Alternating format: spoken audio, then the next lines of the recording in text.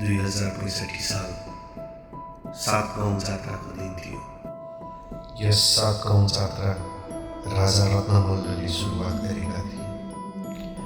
नाइकापका साथीभाइहरूको निम्तमा म पनि यो जात्रा हेर्न सतुङ्गल पुगेको थिएँ। हजारौँ मान्छेको भिड थियो। शताब्दीयौँदेखि चलिआएको लाखे नाच भइराखेको थियो। बिस्तारै समय बिते अनुसार भोक पनि लाग्दै गयो र हामीले केही नेवारी खाना मगाएर खान सुरु गऱ्यौँ। बेलुकाको जात्रा भएको हुनाले रात चाँडै परेको पत्तै भएन। देब्रे नाडीमा लगाएको घडीमा समय हेर्दा 10:30 भइसकेको थियो। साथीहरू नजिकै नाइकाप बस्ने भएको हुनाले म चाहिँ साथीभाइहरूलाई बिदा मागी बाइक स्टार्ट गरेर आफ्नो गन्तव्य घरतिर लाग्यो।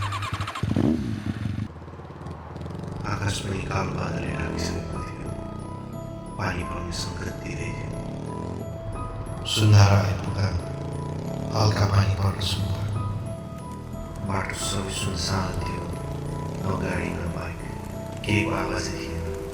जब गइदिँदा पुगे बाटोमा एउटा ट्याक्सी थिए।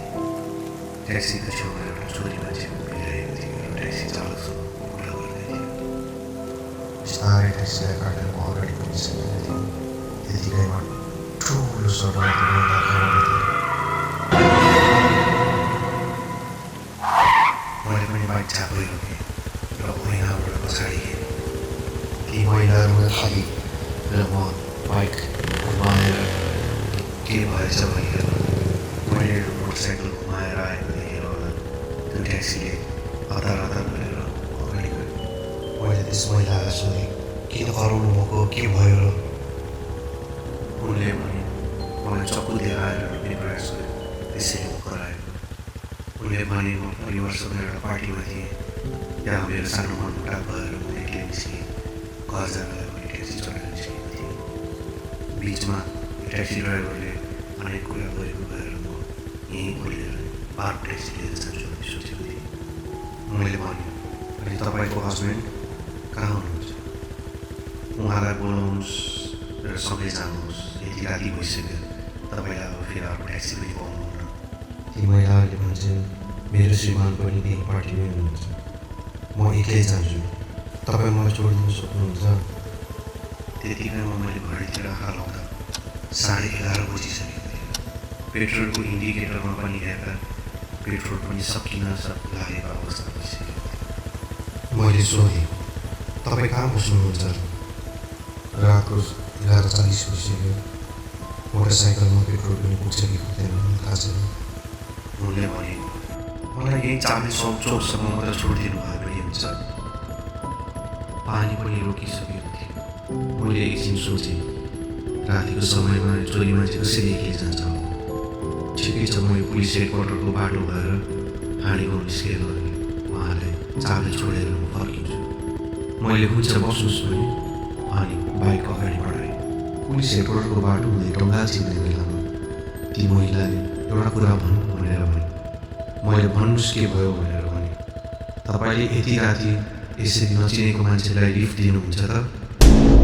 मैले के खालको मान्छे रहेछ, आफैले समस्या गरेर लिफ्ट माग्ने जस्तो सोचेँ। अर्को मनले त म त लुटेराको पुलिस कि क्या हो जस्तो लाग्यो। अर्को मनले भालो चलाएको अवस्था छ, कतै भूत प्रेत त होइन। हेर्नुहोस्, तपाईँ छोरी मान्छे भएर यति राति समस्या परेको हुनाले मैले सहयोग गरेँ। त्यतिकैमा मेरो आङ्सी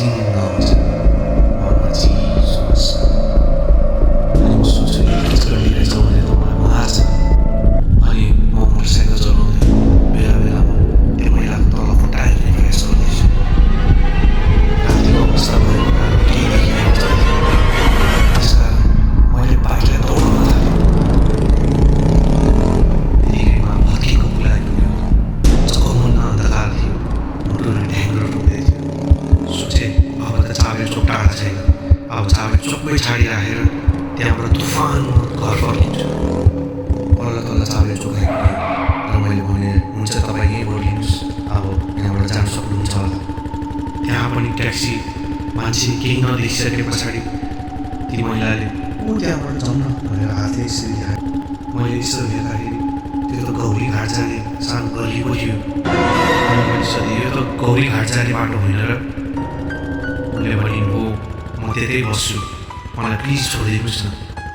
मनमनै आफैलाई गाली गर्दै आज त मर्नै आएको रहेछस् भन्दै सराप्दै अगाडि बढेँ। अब अलिकति मात्र अगाडि गएर जे पले पनि म फर्किन्छु भन्ने मैले निधो गरेँ। केही समयमा हामी ओह्रालो झरेर एउटा देब्रेतिर मुनिने गल्लीतिर आइपुग्यौँ। मलाई मनको लागिरहेको थियो कि त्यो गल्लीभित्र केटाहरू उठेर बसेछ कि मैले मलाई। अनि उनले भने यो गल्लीभित्र जाउँ त। मैले भने म यो गल्लीभित्र चाहिँ जान, तपाईँ यहीँबाट जानुहोस्। उनले हुन्छ भनेर ओर्लिन् र मैले पनि आँखामा आँखा नजुदाइकन तलै घुरेर हेरिरहेँ। तर जानु अगाडि मलाई एकचोटि मोबाइल दिनुहोस् त भनेर भने र मेरो नम्बरबाट आफ्नो नम्बरमा डायल गरेँ। उनले आफ्नो मोबाइल घरमै छोडेर गएकी रहेछ। पहिलो मनबाट अलिकति डर उठ्यो र म बाइक घुमाएर घरतिर लागेँ। बाटोभरि अनेक सोचमा डुब्न थालेँ। अब म घर पुगेर कति बिरामीको हुन्छु कि ती महिलाको रहेछन्, किन यति राति हुँदैछ कि घर पुग्ने बित्तिकै हतार हतार हात मुख धोएर सुनपानी छर्केर सुत्न गएर आफ्नो कोठातिर लाग्यो। ती महिलाले मेरो फोनमा फोन गरेकी थिइन्। त्यो नम्बरमा मैले कल ब्याक गरौँ कि नगरौँ मलाई याद आयो। जानु अघि मेरो नाम सुषमा हो है भनेर भनेकी थिइन्। कतै मैले फोन गरेर सुषमा छ भनेर सोद्धाखेरि उसको बाउआमाले उठाएर बाबु ऊ त बितेको यति वर्ष भइसक्यो भन्छ कि